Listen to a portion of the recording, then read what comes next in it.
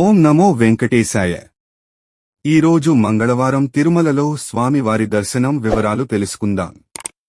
ఈరోజు మంగళవారం ఉదయం 5 గంటలకు వైకుంఠంలోని 4 కంపార్ట్మెంట్స్ లలో మాత్రమే ఎలాంటి దర్శనం టికెట్స్ మరియు టోకెన్స్ లేని భక్తులు వెయిట్ చేస్తూ ఉన్నారు. ఈ వైకుంఠంలోని కంపార్ట్మెంట్స్ లలో వెయిట్ చేస్తున్న భక్తులకు సుమారుగా 6 గంటలలో దర్శనం అవ్వొచ్చు. ఇక ఈ రోజు సర్వదర్శనానికి అంటే ఎలాంటి దర్శనం టికెట్స్ మరియు టోకెన్స్ లేని భక్తులకు సుమారుగా 6 నుంచి 8 గంటలలో దర్శనమయ్యే అవకాశం ఉన్నది.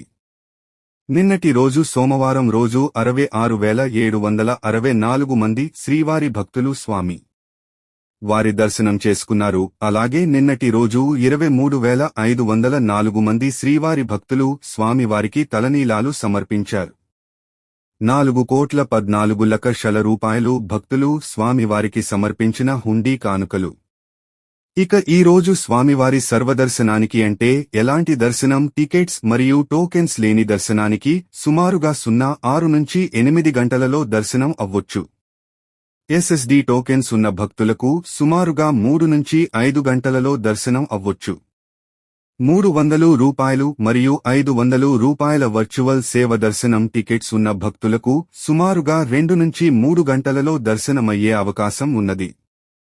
శ్రీవారి దర్శనం కోసం భక్తులు సాధారణంగా ఉన్నారు. ఈ రోజు ఫిబ్రవరి 25వ తేదీ అంటే మంగళవారం రోజుకు సంబంధించిన స్వామివారి దర్శనం కోసం ఎస్ఎస్డి టోకెన్స్ సోమవారం రోజు రాత్రి 9 గంటల నుంచి ఇచ్చారు.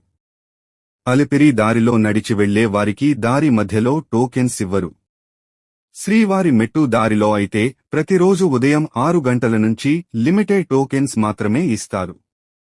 ప్రతిరోజు తిరుమల తిరుపతి దేవస్థానం వారి ఇన్ఫర్మేషన్ తెలుసుకోవాలి అనుకుంటే మన ఛానల్ని సబ్స్క్రైబ్ చేసుకోండి. ఇలాంటి విషయాలు తెలుసుకోవాలి అనుకుంటే ఈ వీడియోని కూడా లైక్ చేయండి, షేర్ చేయండి, కామెంట్ చేయండి.